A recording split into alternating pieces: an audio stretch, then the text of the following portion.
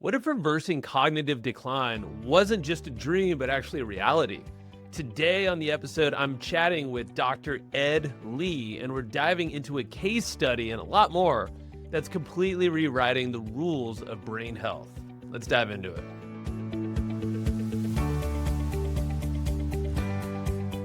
Dr. Ed Lee, it's great to have you here, and thank you for your time today. How are you doing? Thank you for inviting me. Of course. Well, hey, you're part of the MDLifespan team, so I guess tell us how you are, working with Therapeutic Plasma Exchange (TPE) because you're actually delivering these services and you're doing some really cool stuff. You have a study that released as well pretty recently. So, yeah, give us your background a little bit there. Well, I'm an endocrinologist by training, and I've been doing functional medicine and wellness practice for some time. And I've known Dr. Paul Savage, who founded MDLifespan, and I've been doing TPE for probably like 2 years before we met. Wow. And so I published a paper on reversing cognitive decline in a 79-year-old gentleman using TPE, but also some other regenerative stuff we can talk later. And Paul and I started talking, and we knew each other prior. And so he said, "Hey, do you want to be a co-founder of MD Lifespan?" I said, "Sure." And he needed a secret recipe on how to reverse dementia, so I gave it to him. Let's talk about that. I feel like that's pretty enticing. Is Sure. reversing dementia, or like maybe we start because you mentioned the study in the 79-year-old who actually now is more closer to 80 because I think that was a year ago we were just talking about, and he's still doing great, which is great. I'll seed that there. But tell me about maybe the overview of like the thinking of this, of like how you think TPE plays with this reversing dementia, brain health, and then referencing the study as So well. Joe, it's very simple. It's removing all these toxins out of the brain, and if you can remove toxins out of your body, your body and your brain will get better. So it's not just only that patient. His name is, I'll, I'll just say Frank is his first name. He couldn't even finish a sentence. That's how bad Whoa. he was. When he first came to see me, he would stop, and I usually can kind of figure out which way a patient can go, but when I first interviewed, it was that awkward silence. I had no idea what he was trying to say. He was also having issues with memory and recall like 10 years prior.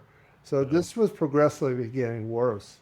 And he said before the third session of doing TPE, he goes, "Dr. Lee, my brain is clicked on. It just like a click went on, a light bulb went on." He goes, "I used to was a professional trader and trading stocks." He goes, "I got to make a lot of money to afford you, so I got to go back in the stock market." And he made some money there. So Good for him. How long did it take? Like how many sessions before that click happened? for him, it took before the third session. We did five in 1 year. But I have other people. I have a younger one, a younger patient in her late 40s, and she just has severe brain fog, Mm. and it's progressively getting worse.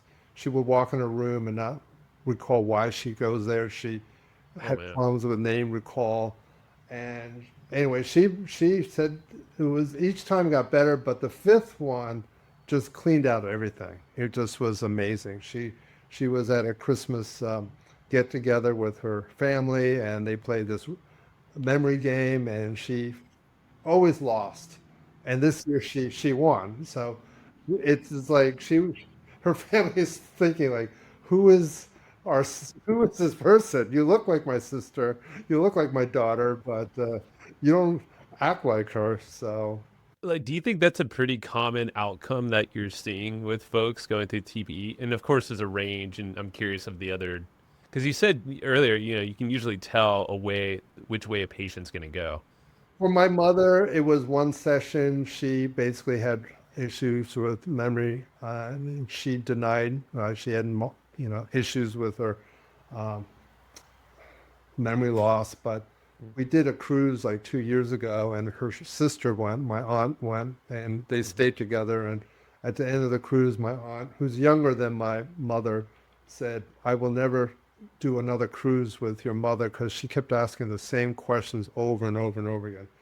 And I noticed her memory was going down, and she visits from Pennsylvania to Florida, and she stays about 3 months every time she visits. And Yeah. she was even getting lost and walking in our gated community, which is an oval. And Mm-hmm. it's like I bumped into her. She goes, "Where's your house?" And I was like, "Mom, we're just three more houses down. It's you just walk, keep walking, you'll find it." But You'll get there. Yeah. she was convinced that she had memory issues, not because of her sister, not because I said so, it's because of my wife. And my mother and my wife had a discussion, and my wife opened up the freezer and took out some egg rolls and said, "You made it last week," and took in another pack and said, "You made it a month ago." And it was my mother's handwriting. She's like always Yeah. always labels things in the freezer. And that was the aha moment for my mother because she just didn't believe her sister and she just never remembers. But that moment, she goes, "Oh, I do have a memory issue." So I remember calling one patient that was scheduled to do therapeutic plasma exchange. And I said, "My mom's leaving, soon. She needs to do it. I have to push you back." And so anyway, so she w- she was, my patient was flexible, understood. And Yeah. that one session, doing that plus we did exosomes up the nose, and I did a Yep. peptide called epithalin, Epithalon. Uh-huh. And we also used a little mesenchymal stem cells. So I did both mesenchymal stem cells and exosomes. And there's a study that's showing if you use epithalin prior to using the stem cells, you can convert the stem cells into a new neuron. Oh wow. Holy moly. So the thing is, our brain cannot develop new neurons. It's like you have X amount of brain cells. So with neurodegenerative disease, you start losing these new neurons. But unfortunately, the FDA wants to ban all these peptides, and I have a um, foundation, and anyway, it's a non-for-profit organization to Yeah. save peptides. So hopefully, people can sign up and try to save it from the FDA. So What's the name of it? Let's. savepeptides.org, and just please go there and I'll be signing the petition right after this. You yeah, make it easy. So savepeptides.org. yeah. That's awesome. You're doing that. Yeah, it's not .com, .org. .org. Yeah, I got it. We'll put it in the notes and everything, so it's easy for folks to access. But keep talking about this whole brain health thing though, because that's what fascinates me with, like I said, the So neurons. with Frank, we did all my patients that come in, we do kind of a subjective, an objective testing to see how their brain function is. And there's a computer program called CNS Vitals, CNS Vital Signs, and so they do it on their lap. They can do it at home. Hmm. But some of my patients who have memory issues, they don't know how to use a computer. They'll do it in my office Okay, got because it. they don't even know what a mouse is. So Mm. anyway, so we've noticed with Frank, his scores were generally almost all in the red. And a year later, he basically got more in the midline. And then I retested, which after I published, I tested him again, and he's even Yeah. better. So Wow. he's continuing to Wow. get better. So the brain can recover, but if the main thing is get rid of the bad stuff. And then if you can give the good stuff, which is not easy, because the FDA, is trying to take away peptides. So I'm now experimenting without using epithalin because it's harder and harder to get that peptide. I But see. I'm using just trying to use just exosomes, which are um, tiny little like bubbles that are regenerative. So if you can get these exosomes from stem cells, umbilical cord stem cells, Uh-huh. they can secrete exosomes. These exosomes are so regenerative. It can reduce inflammation. They've done studies where they induce liver failure in a rat and then use human exosomes, which are not rat exosomes, but they've noticed those human exosomes can help the liver. The rat liver goes from cirrhosis to normal. Wow. Hello, my name is Carrie Stewart, and I did the brain protocol for the MDLifespan. I was struggling to recall names of couples, and so I shared this with the doctor. That's when he introduced me and said, I think you're ready, and let me explain to you TPE, because this is going to help your memory, your focus, your clarity, and I truly believe you'll be a wonderful candidate for this. I have had 5 TPE protocols, and each time I have improved. And it's not until this last one that I am feeling so back on top of my game. Like my brain fog is gone, I am focused more, I have more clarity. This was life-changing for me, and I feel so much better for it. So exosomes are the really magical part of regeneration. So I know we have peptides that can, if you have epithalin with the mesenchymal stem cells, there's a study that was published that shows that using human stem cells from men, from their mouth cavity, the buccal cavity, and then put in a petri dish, and then use epithalin, they grew new neurons. Because it turns on 4 or 5 different genes to make a certain protein, and those proteins are needed for basically neurogenesis. So you need the right environment for the stem cells to convert. So how do you know the stem cells can convert to a heart cell or to a neuron? Epithalin seems that it turns it into brain cells, which is brain cells. Okay, so you can kind of target it that way, or guide it that way, if you will. We call it in vitro study. It wasn't done live, but it was done in a petri dish. So I read that article. It's like, oh, let's try this on you, Frank. And he goes, okay. I know you're not a rat, but we'll try this. And he was one of my first patients we did TPE on. Yeah. And so we were on the beginning stage. He had a pee, so he had to stop. So we only did a half exchange. So because it takes a few hours, right? At one yeah, time. first, it took like 3 hours, and we were doing it really slow. And now you can do it about 90 minutes. But it was a learning curve for us. But anyway, the first 2 times, when he had to he had to go to the bathroom really bad, we had to stop it. So he never got the full benefit. But before the third one, he already started feeling better, despite doing like a half on the first session, half on the second session. He started getting better, so which is exciting. It's very exciting. Well, you mentioned you need the right environment. So I guess talk to me about this whole the sequence of how you think things through, and this could be for other physicians listening as well, and other people just considering TPE, like kind of the order of events.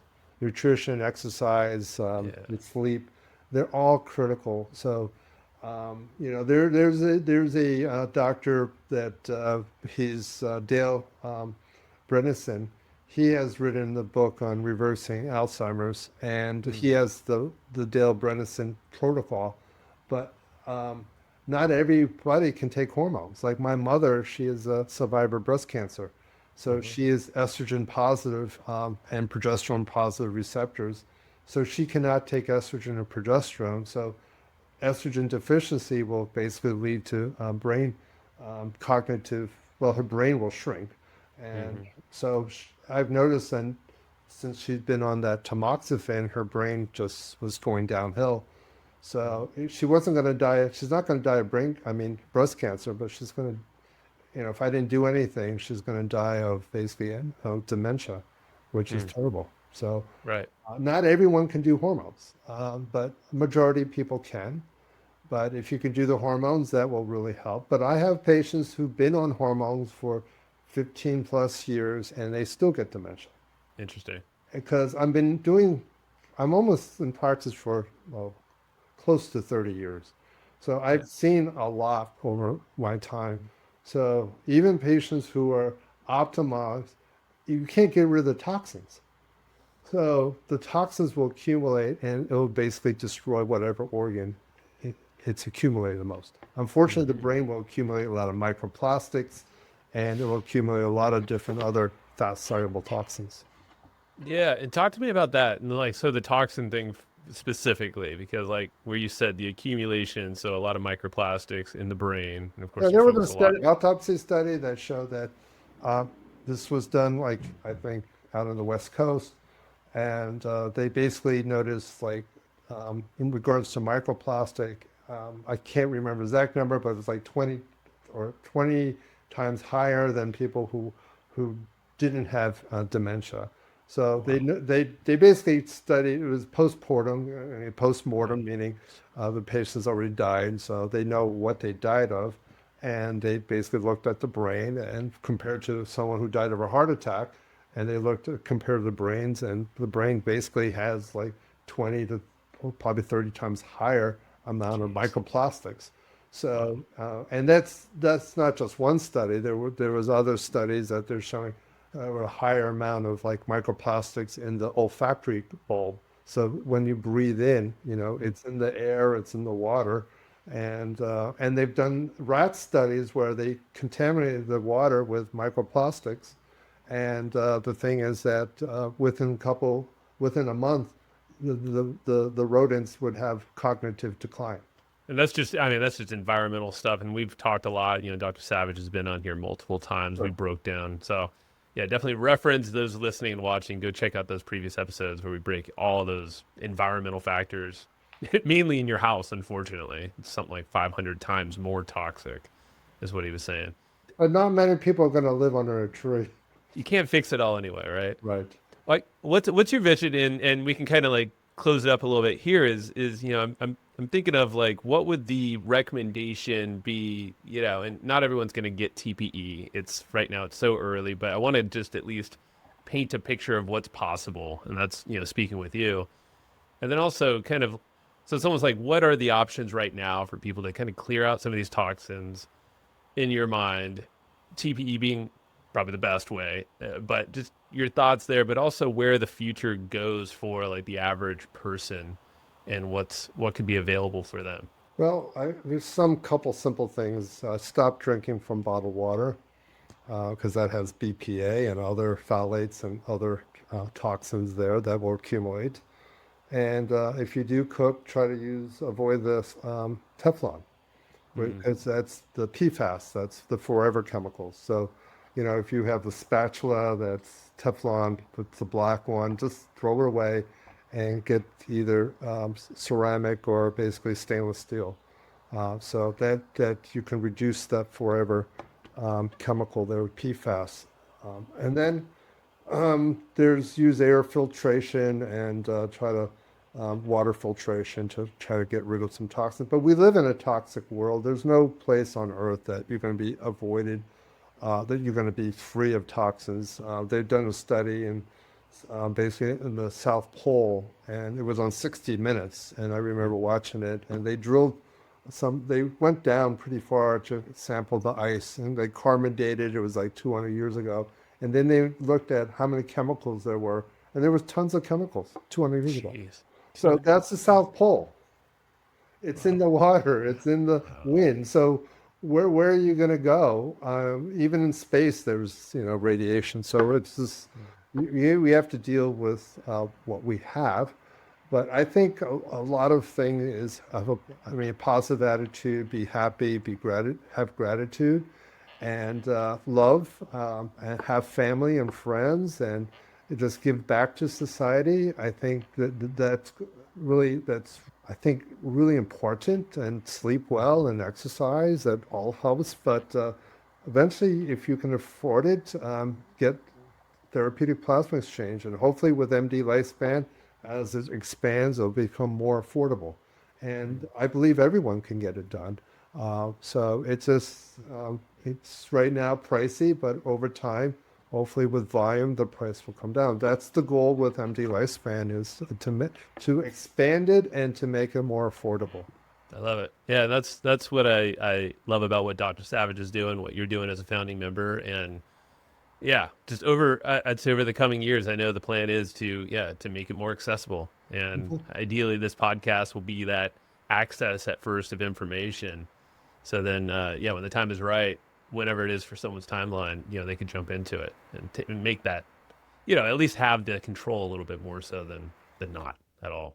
Well, Dr. Lee, I appreciate you. I urge folks, everyone, go to savepeptides.org and go sign the petition. It's all Thank you pretty very much. clear. Thanks. Of course. All right. All right. Take Talk care. to you soon. Bye-bye. Bye-bye.